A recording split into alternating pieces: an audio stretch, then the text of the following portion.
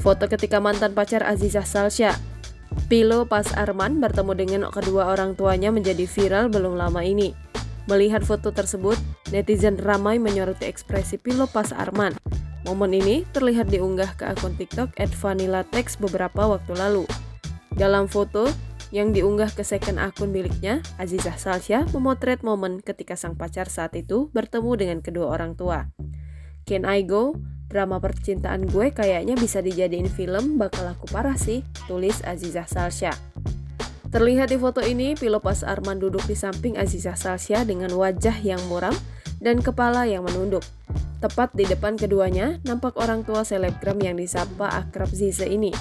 Di unggahan berikutnya, Azizah Salsya memotret wajah tersenyum Pilo Pas Arman yang disandingkan dengan foto wajah dirinya yang sembab karena menangis. Melihat unggahan ini, netizen meninggalkan berbagai komentar.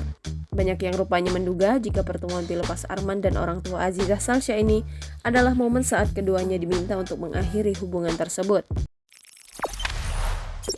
Jangan lupa subscribe, share, komen, dan like ya!